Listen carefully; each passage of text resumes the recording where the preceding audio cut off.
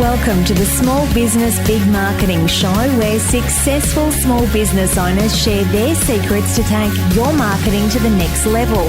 Now here's your host, Tim Reid.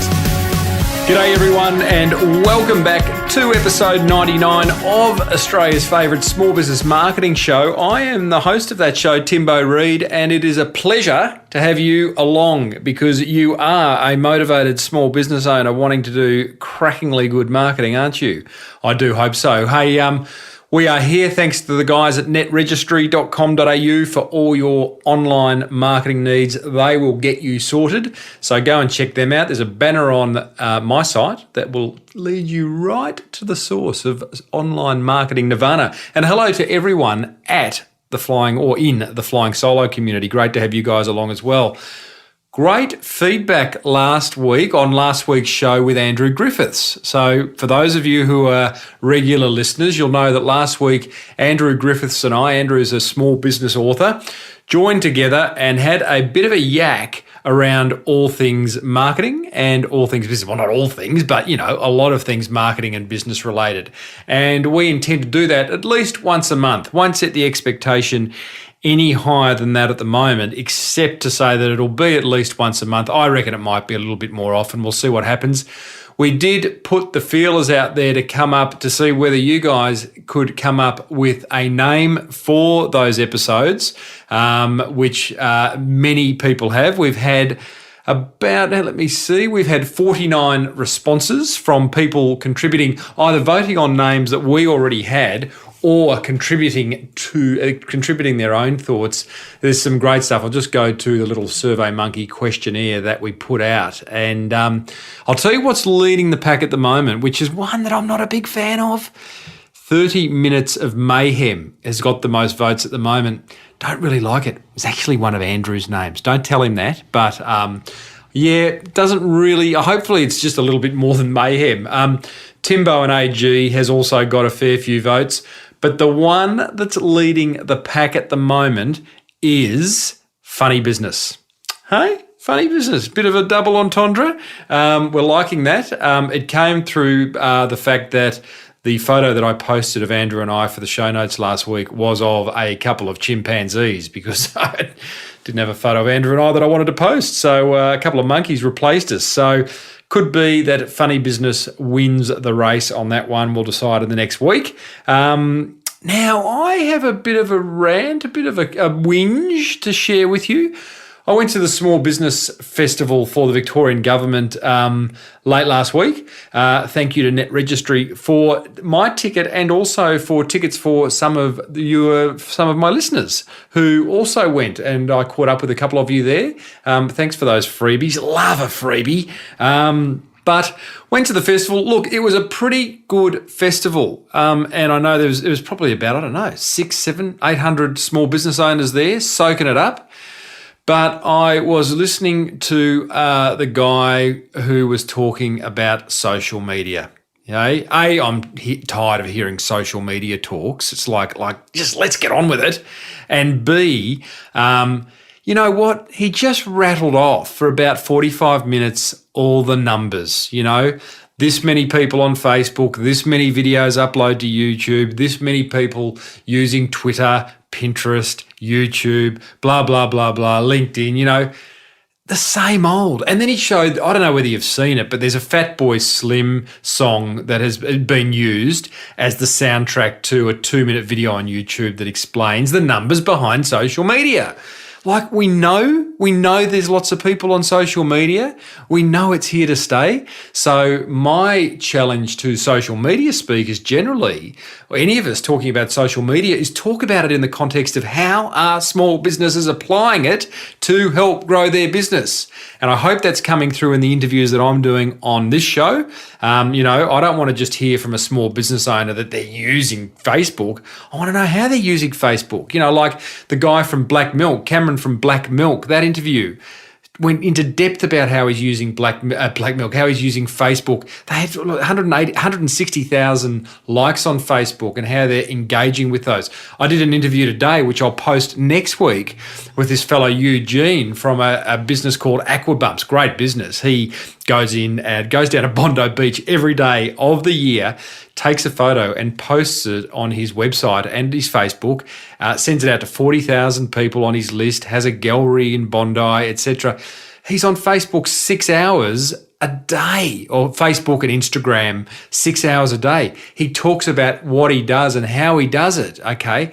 So I guess my point is, if we're going to talk about social media going forward, we know there's lots of people. We know the numbers are big. It's time to move on and talk about the how, because I know everyone out there, including me, wants to know how the businesses that are using social media are really crushing with it. Go back and listen to the bevy of interviews that I've done over the last weeks, months, years, and there are so many great tips and tricks on how to use social media in your business. Now, today's guest is Kym Illman, right? And this, Kym is the founder, starter, owner of Messages on Hold. This is not an interview about how to create messages on hold.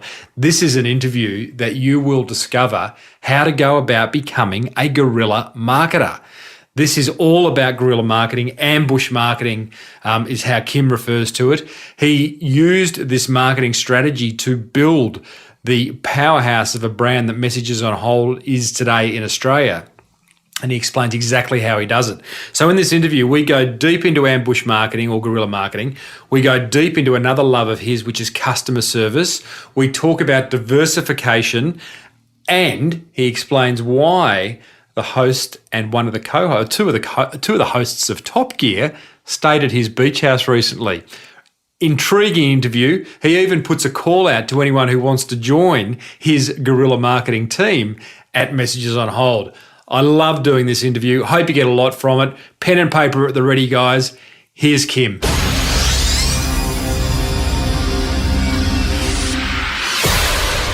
Kym Illman, welcome to Small Business Big Marketing. Tim, good morning to you. Pleasure having you along. Creator, founder of Messages on Hold. Kym, a little birdie tells me that you married your first full-time staff member. So I'm just wondering, do you encourage a bit of office romance within the Messages on Hold group? Oh, I don't encourage it, but I can't stop it. It's happened numerous times, and I set the standard, so I guess I can't be too unhappy if it does happen. Yeah. Look, we've had some great stories. We've had salespeople marry my PA once, and a couple of others get married. So, yeah, it's a fertile breeding ground.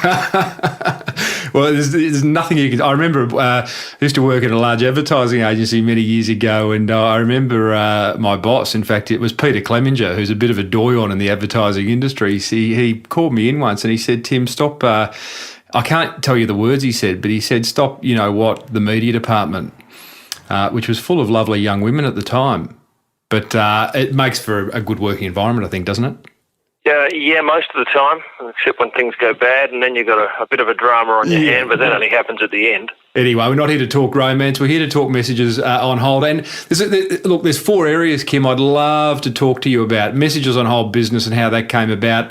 You're the master of ambush marketing. You love customer service. And I just want to touch on diversification. So if we can cover that in the next 30 or 35 minutes, we're doing well. Mission granted. Now, mate, you were sacked from a Perth TV station in 1988. Why were you sacked? And why, you've said it, was it a good thing? It was a good thing. In hindsight, at the time, I thought I'd made a horrendous error. Why was I sacked? I told a white lie and got another guy into trouble. Then it was surfaced that I'd perhaps been the person responsible for this white lie, and I had to fess up, and they said, right, well, you go back and have a think about what you've done. And an hour later, they called me back and said, no, we can't have you here anymore, and thank you very much, you're gone. I rode my little Vespa scooter home to my 2-bedroom flat in Scarborough, and I thought, what the hell have I done here? But that was the start of something fantastic, and I certainly wouldn't have thought I'd end up where I am today, having been sacked by 9 in 88. Isn't it amazing? I'd almost say without exception that when a friend or a colleague tells me that they've been sacked or retrenched, I immediately feel happy for them. because it always works out? Well, it worked out for me. I can't speak for others, but it was the impetus that I needed, because I probably wouldn't have gone out and put 100% effort into what I was doing if I'd still had that cushy job at Channel 9, sitting around playing table tennis for about 6 hours a week and cricket outside for 4 hours a week and ringing my mates for 2 hours a week. It was a hopelessly dead environment. So at some point post-sacking, you hear an on-hold message in an American Express office or on a American Express phone line. How long was that after being sacked? Well, I'm thinking about 4 months, because I'd gone out. Well, the sequence of events was I get sacked. I then decide, because I was doing discos at the time, so I always had a little bit of income coming in. And I thought, well, I'm going to go door to door. Pardon? Were you in the Lycra or what? No, but I did like being a DJ. It was good fun, had its perks. But I thought, no, I'll go door to door selling those little peephole viewers for front doors. I sold one in 2 days, so I thought, well, I'm going to give that away. And then I had this idea, having come back from England and seeing Top Shop Radio, which was a live DJ in store, that I'd go to Jeans West and Just Jeans and suggest that they do something similar with a recorded weekly audio production that will be played like a radio station throughout their stores. Well, they loved it. Jeans West loved it anyway, and I got a contract with them. So within about probably 2 months of being sacked, I'd had this replacement of income. In fact, I was earning the same money I was earning at 9, but for 1.5 days' work a week instead of 5. So I fell on my feet there, and then I heard the on hold at American Express, and I thought, well, hey, I can write advertising. I can sell the idea, I can voice it, I can mix it, I can send it out, I can invoice it, I can bank the money. Shit, I can do everything. And I was the perfect one-man band. And you had all those skills. You were obviously a technical guy? Yeah, I could do enough of everything. I wasn't great at any one thing, but I was good enough at all of them to be able to pull it off. So your first client is the Australian Taxation Department. That's a decent client. How did that happen? Yeah, I remember going in and seeing them, because they had these horrendous wait times, of course. And all phone systems were coming out with a hold button at that stage, and I suggested the idea to them. I remember I had a little A4 brochure folded in 3, and it was in red and blue on glossy white paper. It wasn't very flash, but obviously what we did for them was enough to say, yeah, you got the gig, and that was my first client, and then we've built from there. And literally just knocked on doors, were you? Knocking on doors? Calling them up, getting them excited about the concept, and then signing them up.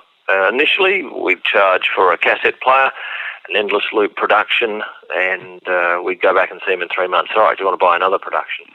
And that worked. It got me some income, but it wasn't until I went across to America and had a look at a couple of companies there who were selling packages, because we found that if you're going to go out and get someone excited about the concept, it took exactly the same amount of energy to get them excited about one production as it did about updating it often. And so we sold it on that basis that, yes, you need to update it, because otherwise it goes stale, becomes a boring thing, and they've wasted their money at some point. And so we suggested they update it either monthly, weekly, yearly, annually, whatever the case may be. And we had that continuity of income, which was so vital for our growth. It wasn't the first on-hold service in Australia, was it? Because you were hearing one at the American Express line. Yeah, there was a guy in Adelaide. He started doing it. There was a guy in Perth. The guy in Perth, he was quite cocky. He thought he had the thing down pat. He thought he was a music producer. And his thinking was that people really wanted it for the great music he would write for them, plus a bit of advertising copy thrown in over the top. And I remember when I started going out there and saying, we'll just use background music, but we'll write all the stuff, and we're more advertising-oriented. He wrote me this dirty letter. You're prostituting the industry and you're going to ruin it for everyone. And he didn't last much more than 6 months, I think, after I started. And the company that was going in Adelaide, they offered to buy me out for $30,000 at the end of the first year, and we offered to buy them out for $5 million or $2.5 million a couple of years later, a few years later. So it was we've tended to go past everyone very quickly. What a great story. So on the assumption that Messages on Hold is a success story, can you wrap some numbers around it for our listeners? Turnover, staff numbers, client numbers? Yeah, we have about 11,000 sites around Asia Pacific that when you ring them and they place you on hold, you'll hear our productions. We turn over about $13 million a year. Have about 80 staff, fluctuates. Offices in Perth with most of our staff, and office in Singapore with about 8. We've been going since '88. We saw revenue increase dramatically over the first 10 years, and it's tended to just go up a little bit each year. I think we've only ever gone backwards in revenue twice in our history, 2 years in our history, and we've won several awards, including BRW's fastest growing awards for, I think, 3 years in a row. I've won Entrepreneur of the Year once. I've been a finalist 3 times, won the Telstra Small Business Award twice, and been a finalist 4 times. What do awards do, Kym? Do they grow the business or just the ego? Well, they make you feel good, and certainly for the people that are involved in the company at that time, it's a bit of a buzz when they get some confirmation from an unbiased third party that we're doing okay compared with others. It doesn't look bad on your website, and when you tell people, I think it gives them a bit of confidence, the customers anyway, when they look at us and they see these awards and they think, okay, well, that's better than not having awards. It shows that someone's had a look at you and given you a tick. So tell us now, I'm always interested in this, at what point, as you've conceived the idea, you founded the idea, tell me about that very first time when you thought, hang on, we're onto something pretty special here.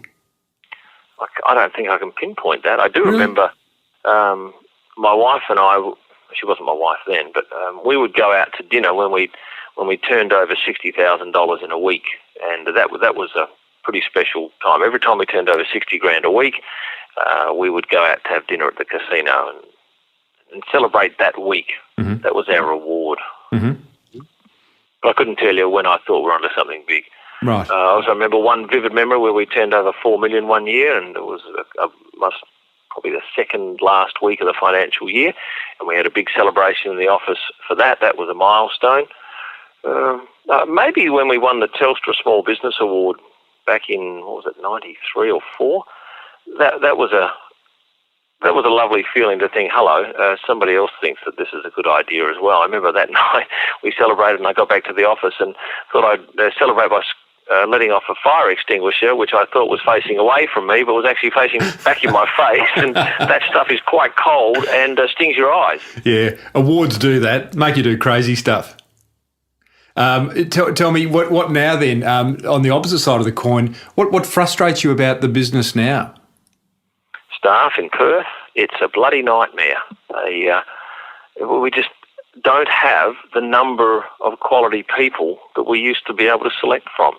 The mining industry, if I'm right in thinking, is taking a lot of people and subjecting them to this unreal expectation they can earn $150,000 straight out of school, and we are really struggling to find quality people. We get them, but boy, we have to go through some people to find them. And so therefore, are you having to pull from interstate or overseas, and is it costing you more? Oh, it's costing us more. I would like to be based in the East Coast purely for staff, but I quite like the lifestyle here. And in terms of people, yes, we're getting a lot of Irish at the moment. Probably 12% of our workforce is Irish, but we don't source them from Ireland. Mm-hmm. They come over here, and some British as well. They come over here because their economy is so poor that we get a good choice of those, and our clients like their accent, and they're nice, hard-working people, and they appreciate the fact that they've got a job. So they are great people to find. And as long as we can get their 417 or 457 visa sorted, we're laughing. Now, you took this business, you built it into a brand through, correct me if I'm wrong, but through ambush marketing. I remember seeing it years ago. There'd be messages on hold, signs being waved behind the goals of Australian rules football games. Ambush marketing has been your major marketing strategy to create awareness. Is that fair? It's been a powerful driver in the initial years. And I can tell you that back in 91, I was watching the grand final, the AFL grand final from my house in Wembley, and the Eagles were playing in it. And very early in the first quarter, they crossed down to Steve's Hotel, which was only about 15 minutes from my house. So I raced into work, grabbed a couple of signs, and took them straight down to Steve's, and I stood behind the crowd. And every time they crossed across there, we'd have one of these signs pop up. So we're getting across this huge audience. And we kept doing that for 6 more games in the following season until we got kicked out, and then we became official sponsor. But ironically, having been a sponsor of the Eagles for 20 years, some 220-odd games, only last week, the Eagles decided, not the Eagles, I beg your pardon, the AFL came down at half time in the last game and grabbed our signs and ejected them. Goodness me. I have no idea why. Communist Russia. I was dark as 10 men about this, and I still have not heard from the Eagles or the AFL as to what the hell's gone on. So I'm not too sure whether somebody in Melbourne, because it was such a big game, has seen that telecast and gone, right, get rid of them, they're not on, despite the fact that we've paid over, well, our sponsorships have totaled well over $1 million over the last 20 years. So just ambush, I haven't covered this topic at all in the 99th show of Small Business Big Marketing. For our listeners, how do you define ambush marketing? Essentially free exposure via the media. That's what I like it too, because that's what I tend to focus on. So to give you an example, you'll be watching the Melbourne Cup and they'll cross down the bookmaker's ring in about 1996 and Tim Gossage is talking away there talking about the odds, and then bang, behind him, some guy holds up a messages on hold sign and the camera squeezes the shot a bit tighter to crop him out. That just makes our logo bigger. Bang, we get across to 6 million people. Give us some other examples. At the Olympics, watching the Cathy Freeman gold medal run, you'll see our big messages on hold sign flapping over the hand railing there on ground level. Oh, that's a good one. That's a good one. Did you get into trouble for that? No. And then I had one instance where a couple of guys floated up some helium-filled balloons with our logo on it to sit right over the shoulder of the newsreader from Channel 7 during the Olympics at the Olympic Park, and it sat there for 3 or 4 seconds. Now, the director there would have been absolutely mortified to see that pop up because they positioned 3 or 4 stories up. Oh, you've seen our logo at the cricket, at Wimbledon tennis, all over the shop. A lot of news live broadcasts where we know that people are setting up to do a 6 p.m. news cross, and bang, our logo just appears above their shoulder or in the background. So it's just taking advantage of the media to get some exposure without any cost. You breaking any rules? No. Well, I should say laws. No laws. Although if you go now to Olympics or World Cup, they've introduced laws for that. They are pretty tough to get some exposure at. But no, you go along to most things except those 2 events I mentioned, and you can do whatever you want. Tell me exactly. Tell me the logistics of organising an ambush. Then, do you have a team of people? How do you go about it? Yeah, I used to have. I'd find some people who were brilliant at it, and I used to have a guy that his name was Glenn, and Glenn could do anything. He got down behind the start of the men's 100 metres at the Atlanta Olympics, and he said, it was amazing. There were blokes with machine guns, and there's 3 or 4 different levels of security you had to go through. As long as you were confident, you could get where you wanted, because they're just not looking out for people with a sign stuffed up their shirt or down the back of their strides. So you've got to, and I'll give you an example of the Melbourne Cup. I was sitting in my boardroom, the staff are having a Melbourne Cup lunch, and I've got the television on, and I'm ringing this guy's mobile, and he's got an earpiece in, and I say, right, we'll just hang around the back there that you're not on yet. And he knows he's roughly in the right spot.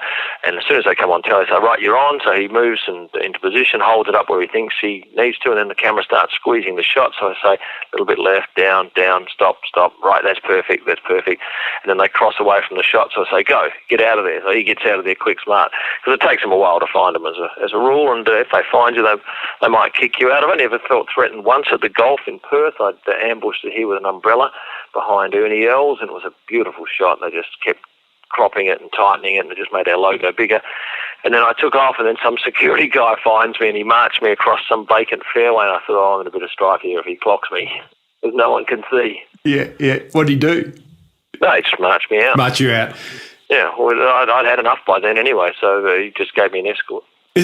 So just what you do, you send people to an event, and then they're wired, they've got their earpiece in, so you're at the other end or someone else is at the other end, and you're effectively directing them to tell them what the camera frame is and whether they're in or they're out. Is that how it works? That's it, because there's no good them standing a metre to the left or right not getting in, or holding something up too early and giving away the ruse. So it's important that they be coached. Sometimes they're not. They just, I say, right, we'll take these 250 hands and give them out to punters and let them do the work. So they give them out to the front row at a triathlon near the finish line, and probably 5-10 minutes before the runners appear, these 150 people have suddenly got hands and they're all waving them. Security can do nothing about that. That's all over Red Rover, and they run through, and the next day's papers have got some great news coverage, and bang, our logo appears bold as brass, and we look like we're an official sponsor. So do you still have a formal team? Like it's almost like a SWAT team. They're all sitting in some deep dark cave waiting, and the red phone rings, and they're off to some event with gloves and signs in hand. Yeah, I don't have anyone at the moment that I really think is worthy of spending some money on. But if one of your listeners puts their hands up and says, "Hey, Kym, I'm the best ambush marketer there is," I'll pay them. Don't worry about that. But they've got to show some initiative. I guess I've perhaps got a little bit lazy in the last few years, and I tended not to push it that much. Tell me what's the criteria and what's the pay? Bold. You can earn up to $1,000 for a couple of minutes' work. Something like the Melbourne Cup or a big event that's got a huge audience. I'll pay up to $1,000 for that. Just got to have a bit of smarts, have to be able to talk your way into places. And because I've had people, and I'll say, "Yeah, do this," and I ring, "How'd you go?" "No, I asked if I could take the sign in," and the bloke said no. And I said, "Well, you dunce, they're not going to say, 'Come on in and ambush us.' You've got to hide it." You clown, so we don't waste their money with them again. One thing I've always, listeners, by the way, if you are up for that, I would love, it's amazing some of the stuff that's happening as a result of either appearing on Small Business Big Marketing or listening to it. So how do they contact you, Kym? They just go to our website, messagesonhold.com.au, and contact us via there. Okay. Or they can ring 1-800-MESSAGES and ask for me. All right. Tell me, one thing and I'll move on from ambush after this, but I have always wondered, on all the signs that I've seen, I think I'm right in saying this, that it's always just been your logo, and I wonder why you don't put either a phone number or a web address. Yeah. If it's a hand that's on screen for a few seconds, you don't get enough chance to write a number down. That stuff is purely to identify us and brand us. Because I have the same problem with my LED signage at AFL games. It's a big sign, but it's really very hard to write messages on hold. We are the people that provide the audio you hear when you're placed on hold. Give us a call on 1-800-MESSAGES. That's tricky. That's more left to our mainstream advertising or the web.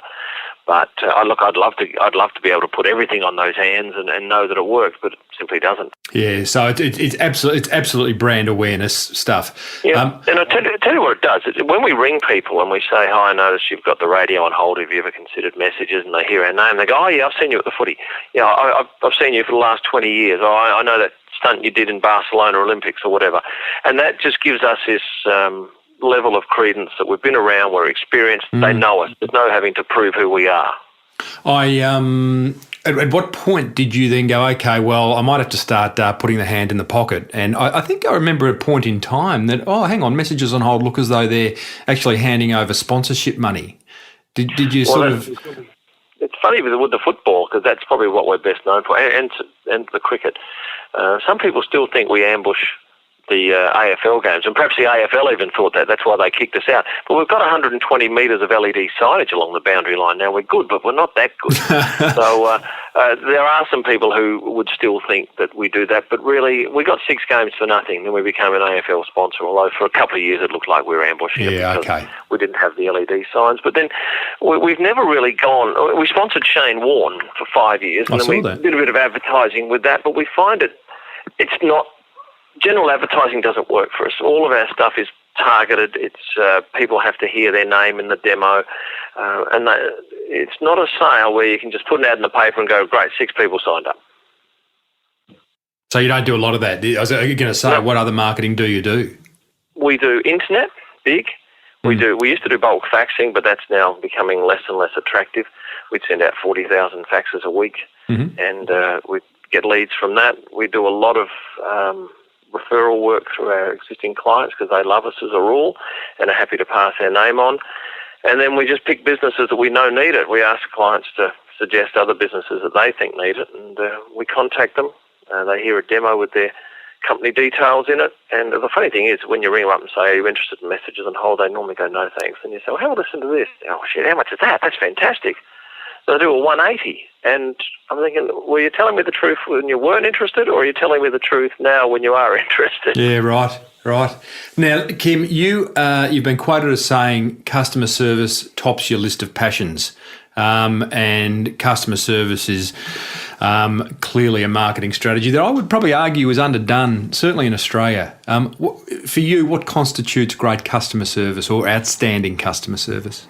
Well, I think you have to give people what they want quickly and then do something extra. Now, I reckon most businesses fail on one or two, maybe all three of those factors. And I'm constantly disappointed with businesses in their service levels. And occasionally when I run across great businesses, I'm so bloody excited that somebody's wowed me.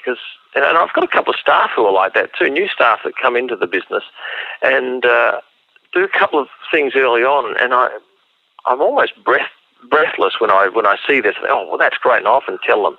But yeah, it's a real problem, I think, with most businesses that they get trapped into this, oh, we're the cheapest, and cheapest means worst, and then the service is one of the things that goes straight away. Oh, we have to put on the cheapest people because we can't afford to pay the good people, and customers are just going to have to wear the poor service. So how do you address it themselves?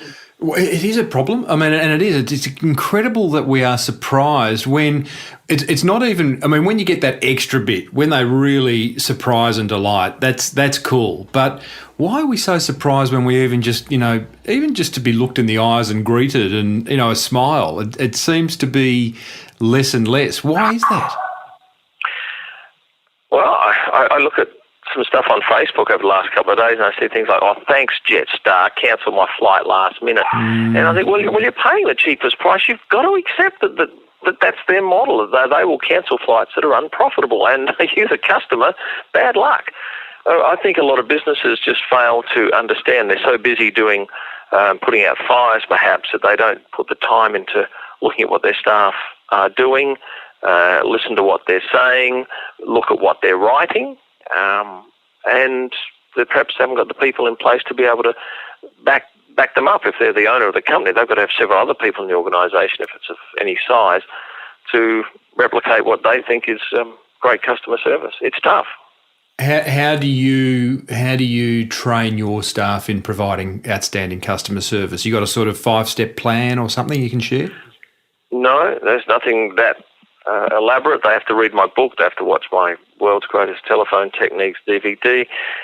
We have people sit with our new staff members and existing long-term staff, and just things like when I walk past and I hear someone say, oh, sorry about that, or no, we don't have that. I say, no, we don't say sorry. We say, please forgive us. We don't say no. We say, I haven't got that in red, but hey, how about I give it to you in blue? That sort of thing. It just has to be constant backup. And I think a lot of managers are frightened of telling people what they should be saying, because I listen to my staff, and if they sound hopeless, I'm going to tell them. It'll be like me walking out of the toilet with a piece of toilet paper hanging off the back of my pants. If my staff don't tell me and I go to a meeting, I'm going to be angry. So they should be thankful that I'm helping them sort out their lousy-sounding phone manner before a client points it out. It would be pretty funny going to the meeting with a bit of toilet paper hanging out the back. Yeah, it's like in golf when you snigger because one guy doesn't have any idea of the golf etiquette, and that's the same in business. You want your staff to be coming across as polished individuals, not dropkicks. You've just come back from travelling around Europe. Did you experience any outstanding customer service over there? Did I? No, if it hasn't come to mind that quickly, no. I can't say I was wowed. Who do you look to? Friendly. Pardon? Who do you look to? Who do you think's leading the way in the world? I know Zappos comes up in this conversation often. Anyone else? The Grand Hyatt in Singapore, and I go there quite a bit. I only ever stay at that hotel in Singapore when I go up. And every time I go to the restaurant, mezzanine, I'm made to feel like a rock star. And quite frankly, I can't get enough of it.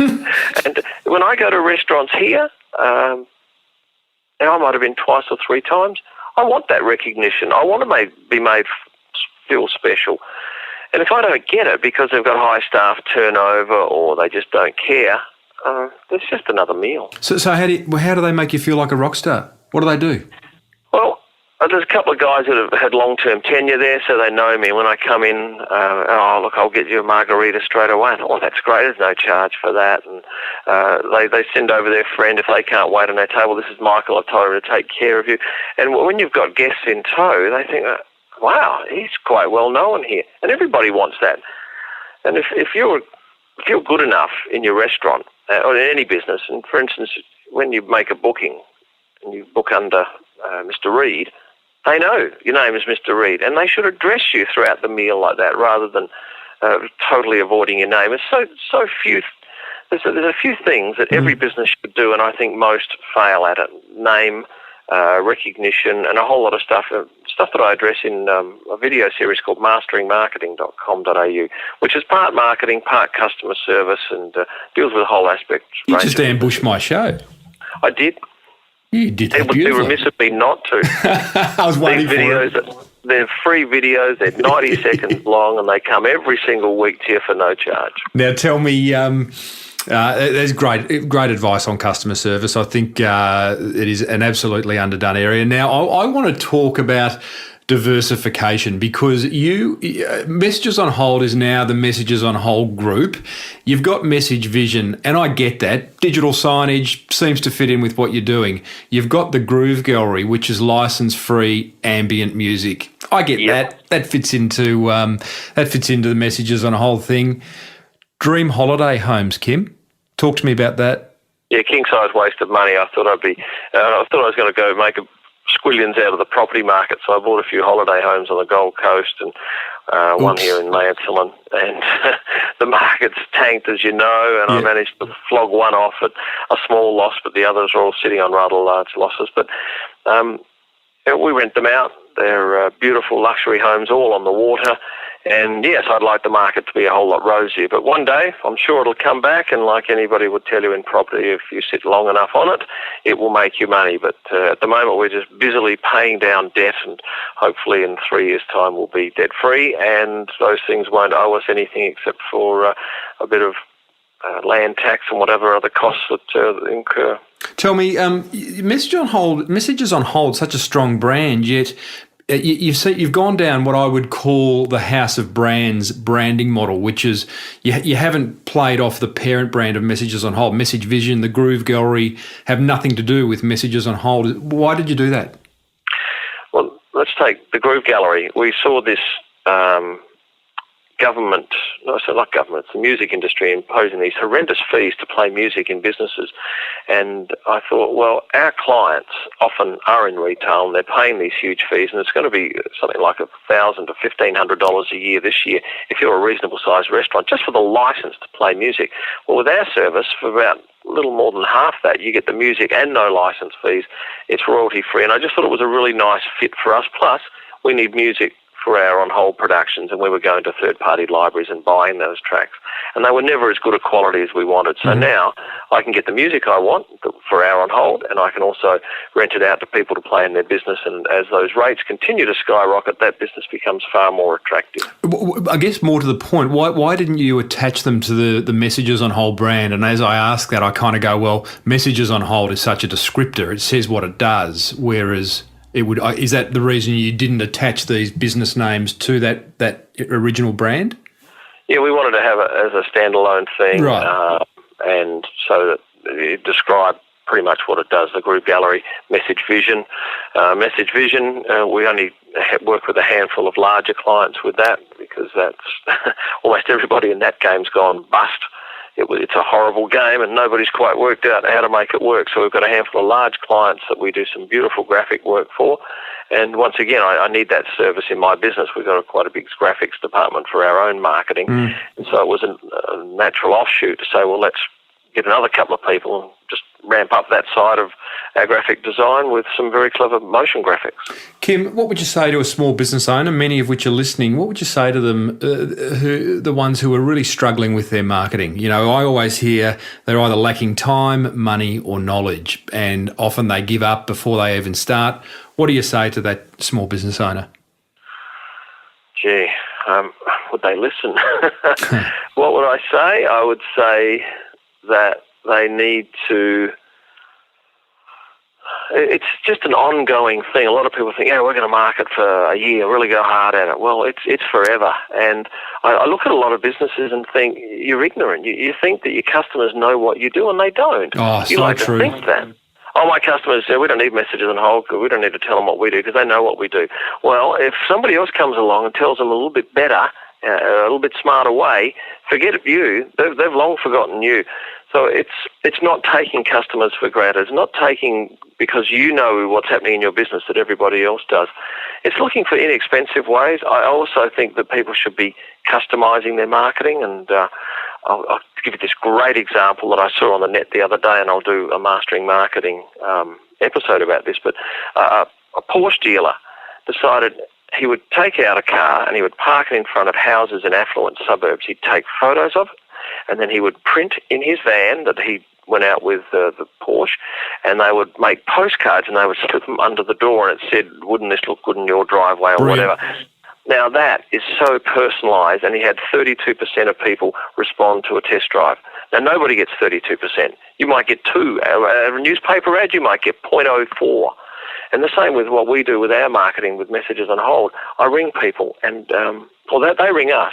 And on that first phone call, many of them hear a demo 12 minutes into the call. They hear a customised demonstration because we've got people behind the scenes that sit and put the effort in. Now, that's all customised, and it stands you out. We're not just trying to sell you something. We're doing work. It obligates them perhaps mentally. And I don't think a lot of businesses do that. They say, oh, I'll stick an ad in the local magazine or the local paper. Well, I think that's important, but that's not the only way to do it. I don't even think it's important. I think it can be fraught with danger and a bottomless pit. Yeah, and I think but then again, on that aspect, if I need a tradesperson, what do I do? Oh, I'll go to the local paper. If it's right there's a trade. Okay, I'll pick that guy. Mm-hmm. That's an option for me. But the smart tradesperson would have been known to me prior, would have been marketing to me for 2 years with getting no return, so that the moment I need his service, I'm aware of him or her. I heard a story. I must find this example somewhere. But there's a lawnmower case study. A guy who mows lawns in the States who used Google Maps to go and have a look at everyone's backyard, get the dimensions of them, and leave a firm quote in their letterbox, having looked at the size of proportions of their backyard, which I think is a fantastic idea as well. It requires a little bit of roll up the sleeves, a bit of grey matter, but in terms of cost, it's very little. Kym, I always like to finish by asking my guests who the most famous person they've ever met is, but I also, the same birdie that told me that you married your first full-time staff member tells me that the Top Gear hosts Jeremy Clarkson and James May stayed at your holiday home last year. True? Yeah, and they were probably I've met them. I had a half a day with them, and they were fantastic guys, Jeremy and James. I went and played beach cricket with James, and my sons came over to the island at Lancelin, and we had a lovely day. Then we had lunch back with Jeremy and the management team from Brand Events, and that was part of the deal when they stayed at my place. I said, look, I don't want any money for it, but I want to be able to have a half a day with them, because that's worth a fortune. If you were to go and bid for that at a drunken businessman's auction, you'd be paying plenty. I've met lots of other people too. Morney, we had 5 years with Shane. I met Russell Crowe on a plane. Crowe. Michael Schumacher a couple of times. Yeah, it's nice to meet famous people. You have a chat with them. Love it. Kym Illman, Messages on Hold, thanks a million for coming on the show. I feel a privilege that you've ambushed it, so thank you for that. I hope you find someone out of the audience who wants to do some ambush marketing for you. And in fact, I'm actually going to have a think about how I could start using ambush marketing to get the word out about this show. Good luck to you. Good on you. Thanks, Kym. Pleasure, Tim. Well, there you have it. I have wanted to know more about guerrilla marketing, ambush marketing for years, really. It's an often talked about phrase within marketing circles, but little understood and rarely done. So I hope that gave you, it certainly gave me, a whole lot of insight into a strategy that would actually be a lot of fun to implement. I'm actually considering, and I'll put some further thought into this and talk about it in an upcoming show, but I would love to implement an ambush marketing strategy for small business, big marketing, which I'm just thinking aloud here, probably involves me having to get some banners printed, some big logos printed of smallbusinessbigmarketing.com. Nice, strong call to action. And somehow getting it out to any listener that wants to take on the challenge of ambushing an event with this show's brand name in it. That'd be cool. I'd like that. I reckon there's a competition in that. In fact, I remember Triple J, the radio station Triple J, had that competition years ago called Beat the Drum, where their logo's a drum and you had to get it into the craziest place possible, take a photo of it and send it in to the station to win some kind of prize. So there might be a competition in the making for small business big marketing and ambush marketing, small business ambush marketing. Thinking. So, well, if there's any printers out there who want to print me some big banners, bring that on. That's a start. I hope you got lots out of it. If you are going to go down the path of ambush marketing, I would love to hear about it. So if you're going to do it and achieve some success with it, then please send me a video or a photo of your efforts, because I would certainly publish them. I'd love to see them. Enough of that. Thank you guys for listening. We're brought to you by netregistry.com.au for all your online marketing needs.